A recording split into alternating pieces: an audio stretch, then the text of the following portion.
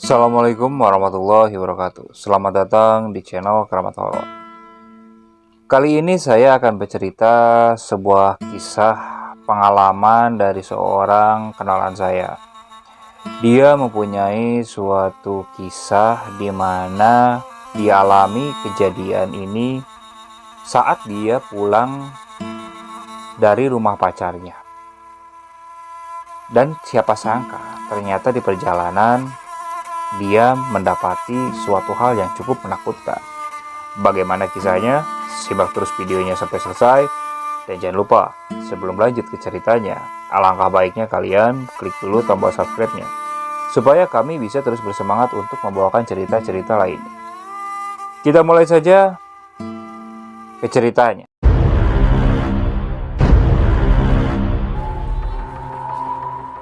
Peristiwa ini terjadi sekitar tahun 1988. Sebut saja narasumber kali ini bernama Rohman. Rohman mempunyai seorang teman dekat bernama Aceng. Nah, Rohman dan Aceng ini bisa dibilang hampir seperti saudara, karena mereka memang berteman dari kecil. Saking dekatnya, bahkan mereka bekerja sampai keluar sekolah pun selalu bersama-sama, bekerja di tempat yang sama pula. Nah, pada hari Sabtu, si Rohman ini berniat untuk pergi ke rumah pacarnya. Karena jaraknya yang terbilang cukup jauh dari tempat Rohman ini. Akhirnya Rohman meminta tolonglah kepada Aceng, karena si Rohman ini tidak mempunyai kendaraan. Datanglah tuh si Rohman ke rumah Aceng. Diceritakan maksud tujuannya, bahwa dia ingin pergi ke rumah pacarnya itu. Awalnya, Aceng ini berniat untuk menolak. Dia bahkan memberi saran kepada Rohman supaya besok saja siang berangkatnya. Karena menurut Aceng ini, daerah yang harus dilalui untuk ke rumah pacarnya si Rohman ini terbilang daerah yang cukup rawan. Karena waktu itu di daerah sana, khususnya di daerah-daerah sepi, seringkali terjadi pembegalan. Bahkan tak jarang korbannya sampai meninggal dunia. Aceng coba terus memperingatkan temannya, tapi si Rohman ini terus kekeh. Akhirnya Aceng ngalahlah mengiyakan ajakan Rohman ini. Selepas Isya, Rohman datang lagi ke rumah Aceng. Nah, mereka berniat langsung berangkat. Karena situasinya yang dianggap harus mereka bersiaga, Aceng ini membawa alat, sebuah pisau lipat di sakunya buat berjaga-jaga kalau di jalan ada sesuatu yang tidak diinginkan. Kebetulan rute yang harus mereka lewati ini memang banyak melewati jalanan sepi. Nah, jalanan sepi yang paling parah ini adalah perbatasan masuk ke desa di ceweknya Rohman ini. Karena mereka harus melewati jalanan sepi yang panjangnya sekitar 3 kiloan. Sebenarnya ada jalan memutar atau jalan alternatif yang tidak melewati rute itu. Tapi rute itu harus melewati sebuah sungai, dan untuk menyeberangnya ini harus menggunakan sebuah perahu. Karena kebetulan kalau malam, yang biasa menyeberangkan pakai perahu ini dia sudah pulang, otomatis mereka pasti tidak bisa menyeberang. Mau tidak mau mereka harus melewati rute yang hutan yang perkebunan yang 3 kilo ini. Nah, sepanjang perjalanan mereka lihat di jalanan memang tampak sepi. Karena waktu itu pemukiman juga masih terbilang jarang. Jadi sekalinya ada rumah itu, jarak antar rumahnya tidak berdekatan. Misalnya pas di depan ada 5 rumah, maju lagi 200-300 meter baru ada rumah lagi. Begitulah seterusnya. Sampai akhirnya mereka sampailah di perkebunan itu. Penerangan di area sana itu terbilang sangat minim. Bukan sangat minim lagi, bahkan hampir benar-benar tidak ada. Mereka hanya mengandalkan penerangan dari kendaraan bermotor mereka dan cahaya bulan malam itu. Ya walaupun memang cahaya bulan tidak terlalu terang juga. Singkat cerita, akhirnya mereka sampailah di rumah ceweknya Rohman ini. Terlihat si ceweknya ini sudah menunggu di teras rumah bersama si ayahnya. Setelah berbasa-basi, akhirnya Rohman ngobrol lah dulu bersama orang tuanya. Karena memang orang tuanya ini bermaksud menanyakan keseriusan hubungan Rohman ini. Nah, setelah cukup lama ngobrol, akhirnya Rohman ngobrol lah berdua dengan pacarnya. Nah, karena si Aceng ini sendirian, akhirnya bapaknya si perempuannya ini ajak ngobrol lah si Aceng. Dibilang kebetulan ayah si ceweknya ini enak kalau diajak ngobrol.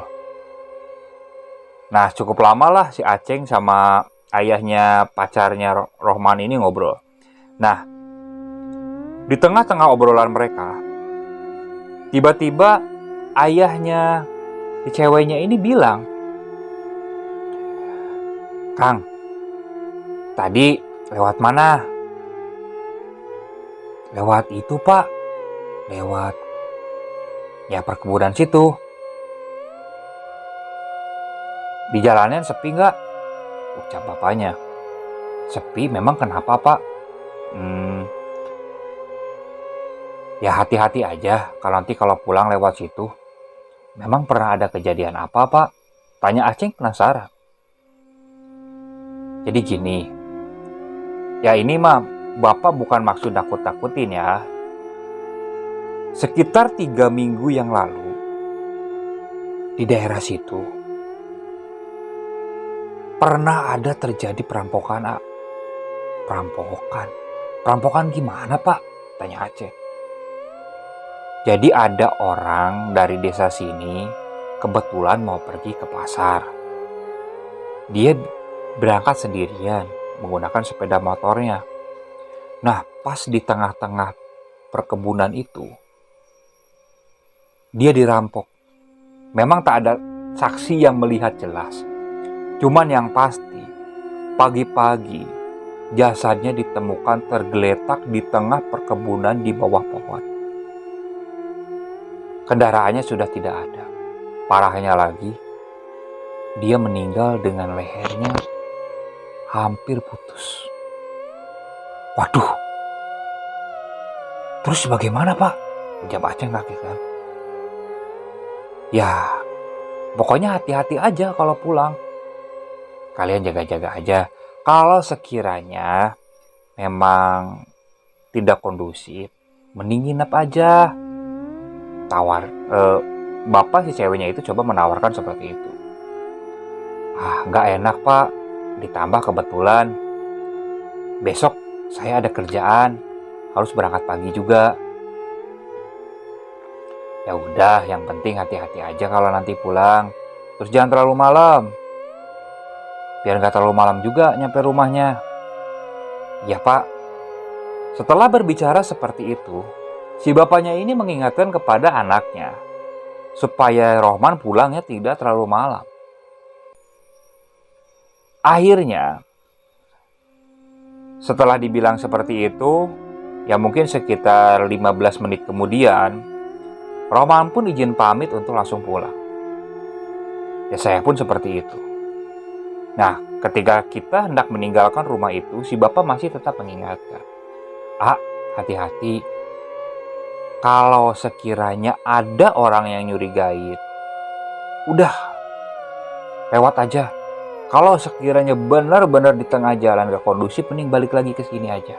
Mending nginep di sini daripada kenapa-napa di jalan." "Ya mudah-mudahan gak ada apa-apa, Pak," ujar Rohman dan saya dan Aceng. Berangkatlah mereka berdua tuh. Nah, di jalan si Aceng ini bercerita kepada Rohman, Man, tadi bapaknya ngomong tuh, katanya di perkebunan depan tuh pernah ada yang dirampok. Gimana Perasaanku agak gak enak, ujar Aceng ngobrol ke Rohman. Ceng, udah gak usah takut. Kamu kan bawa alat tuh buat jaga-jaga. Kalau misalnya ada apa-apa ya udah kita lawan aja. Gimana nanti aja di sana. Kalau misalnya memang kelihatan ada orang nyegat, udah kita ngebut aja, bila perlu tabrak orangnya sekalian. Ujar Rohman coba menenangkan Aceng ini. Nah, ketika mereka mulai sampai di ujung desa, mulailah mereka masuk ke perkebunan itu. Suasana di sana benar-benar gelap, hanya berbekal cahaya dari kendaraan motor yang dibawa oleh Aceng ini. Semakin mulai masuk ke dalam perkebunan, perasaan Aceng di situ mulai tidak karuan. Tidak seperti biasanya. Tepat mungkin setelah 1,5 kilo, ya kira-kira sekilo setengah lebih lah, motor Aceng ini tiba-tiba mati. Berapa kali Aceng coba menyelah motornya. Motornya tidak mau menyala. Ceng, kenapa motor kamu, Ceng? Ujar Rohman. Gak tahu. Coba cek bensinnya. Bensinnya masih penuh. Tuh masih banyak. Businya kali, Ceng. Rohman turun, begitu juga Aceng untuk mengecek kendaraan. Gak ada yang salah dari mesinnya. Semuanya baik-baik aja. Di situ Aceng inget perkataan temannya yang seorang tukang ojek. Jadi menurut temannya ini, kalau mengendarai motor tiba-tiba mati di suatu tempat yang bisa dibilang tempat itu angker atau banyak hal-hal yang mistis yang diceritakan di tempat itu, sudah nyalakan saja sebatang rokok, hisap, lalu buang.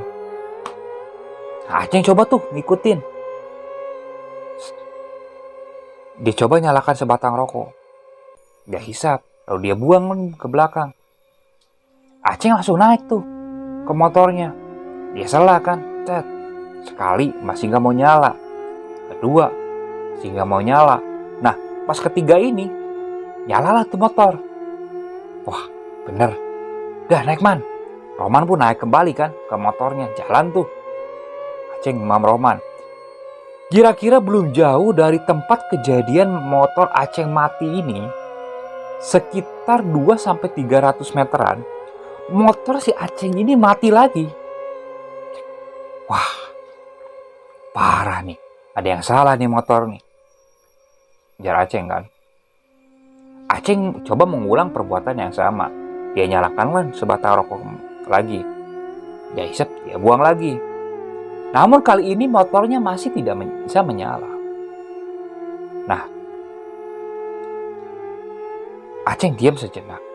Dan kebetulan Rohman pas ngelihat ke depan, dari jarak sekitar 200 meteran, Rohman melihat di sebelah kanannya, di pinggir jalan, ada sebuah bayangan seperti orang sedang berdiri di sana. Rohman lalu menepuk pundak Aceng. Ceng, lihat depan, Ceng. Apaan? Depan tuh, lihat. Aceng lalu menyipitkan matanya, melihat ke arah depan. Ketika kayak orang ya, Man? Iya, tapi ngapain coba berdiri di pinggir jalan? Jangan-jangan mau niat rampok kali, Man? Duh, gimana? Kita tengah-tengah nih. Mundur jauh, maju masih jauh. Ini motor mana gak mau nyala lagi. Udah gini aja, kita dorong aja. Kalau memang sekiranya kondusif, kan motor gak mau nyala nih, kita tinggalin, kita lari. Kalau memang rampoknya cuma satu orang, udah kita gebugin aja. Ya udah. Tapi kamu jangan lari duluan ya, ujar Aceng coba mengingatkan Rohman. Ya. Doronglah tuh motor. Mereka berdua. Aceng mulai mengeluarkan pisau lipat yang dia bawa kan, buat jaga-jaga.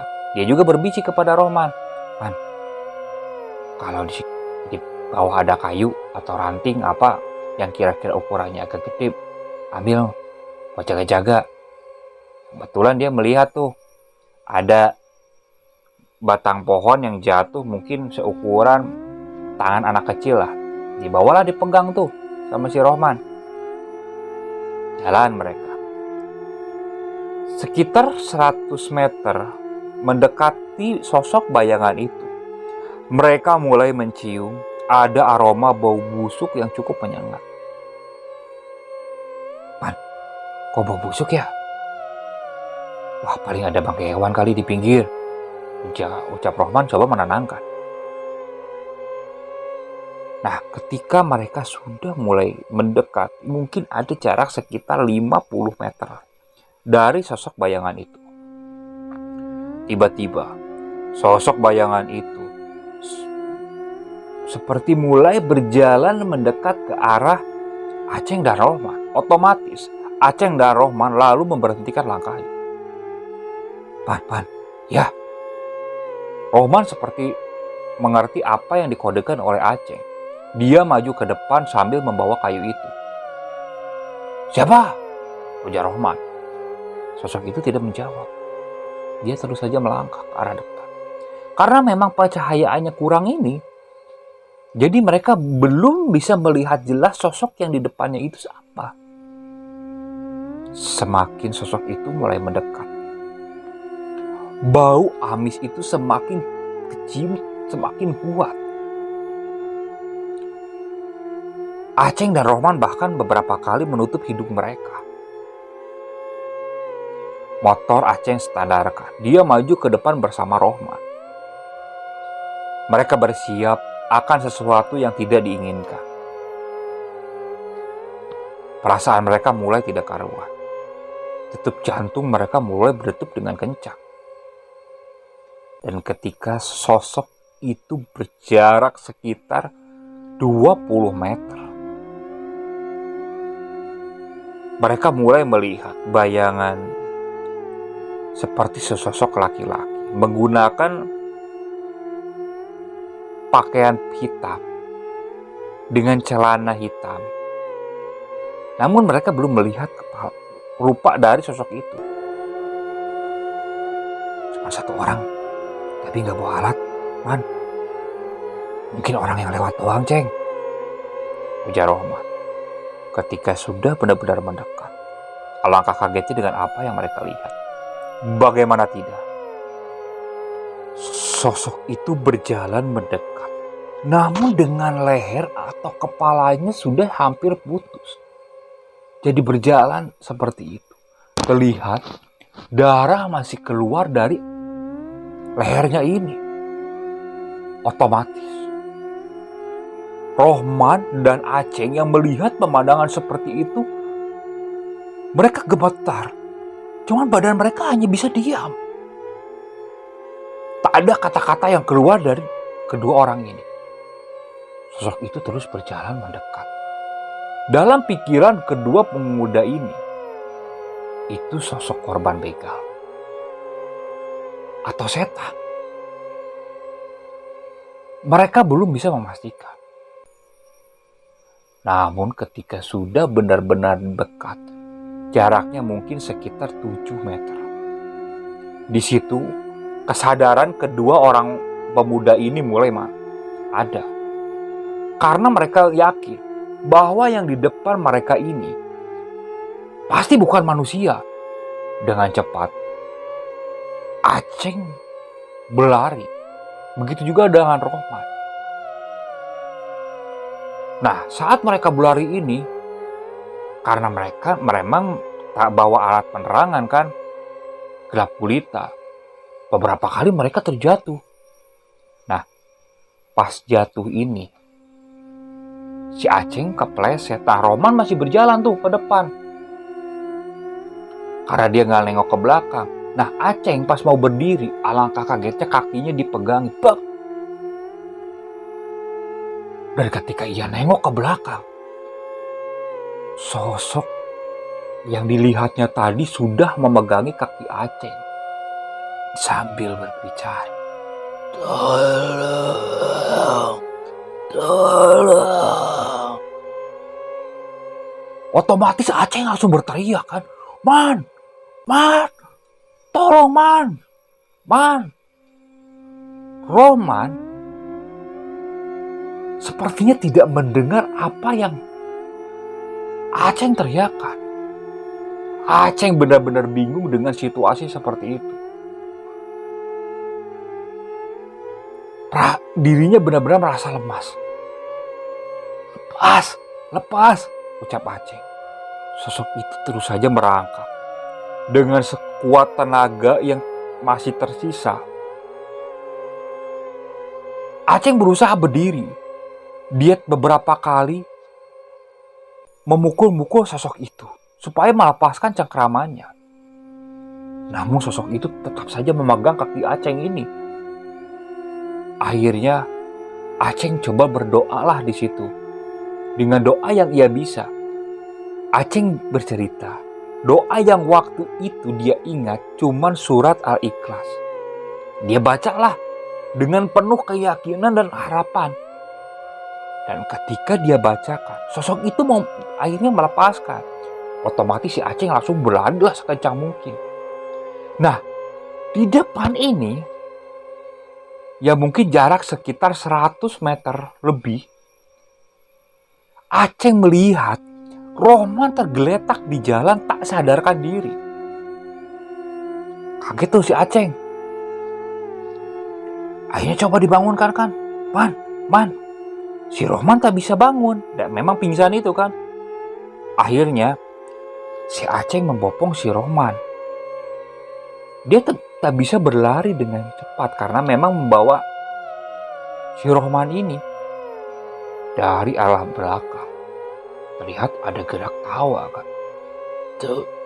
Hihihi. Aceh coba nengok. Ternyata di sebelah kiri, tepat di sebuah pohon waru, ada sebuah perempuan berbaju putih dengan rambut acak-acakan sedang duduk sambil menggoyangkan kakinya. Terlihat oleh cahaya bulan, walaupun memang dari raut mukanya tidak terlihat jelas karena memang agak tinggi kan. Di situ Aceh benar-benar bingung. Dia ingin lari sekencang mungkin tapi tidak bisa karena posisi Rohman yang pingsan ini. Kalau dia tinggalkan, bagaimana nasib Rohman kan? Dia akhirnya berjalan sambil memejamkan mata. Dia terus saja membaca doa yang dia bisa itu kan. Sambil beberapa kali dia tampar pipi Rohman supaya bisa bangun. Nah, setelah jarak sekitar 100 meteran, suara cekikikan itu sudah tidak terdengar lagi. Di situ, Aceh mulai bisa bernapas agak lega. Namun ternyata, tidak berapa lama dari depan, si Aceh melihat sosok yang tadi memegangi kepalanya atau sosok yang lehernya hampir putus itu sudah berdiri di depan mereka di kiri jalan sambil lehernya seperti ini melambaikan tangannya. Tetap terdengar suara yang memang parau tidak terlalu jelas. Tolong, tolong. Darah masih bercucuran dari leher yang hendak putus itu.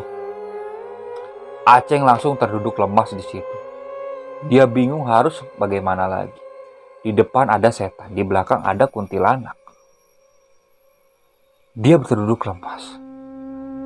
Dia benar-benar hanya bisa pasrah.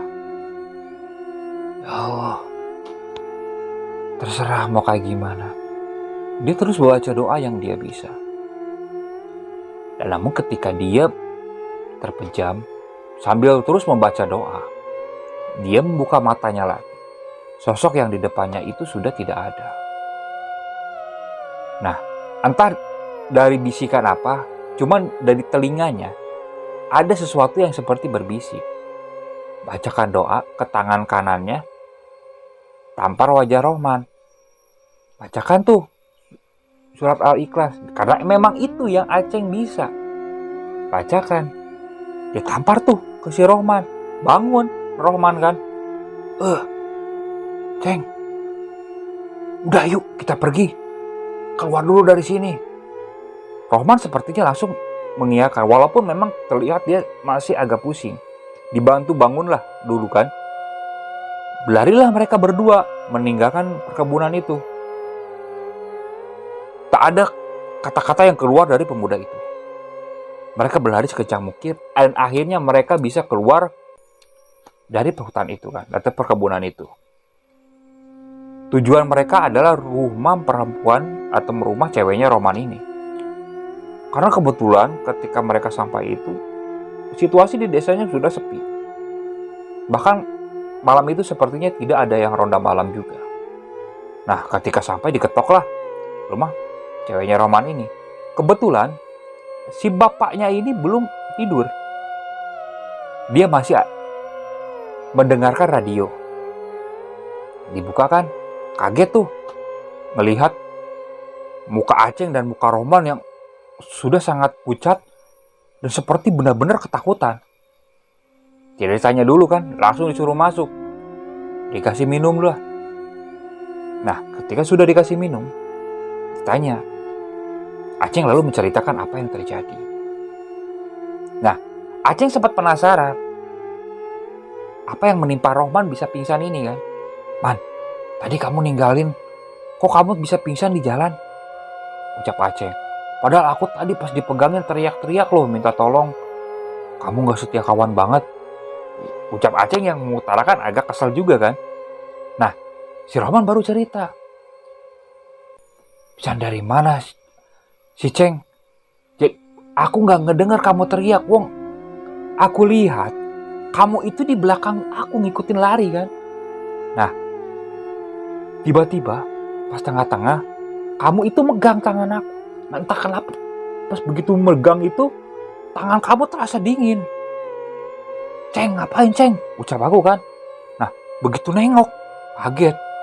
Karena yang di belakang yang megangin tangan ini adalah sosok perempuan dengan rambut panjang serta baju putih.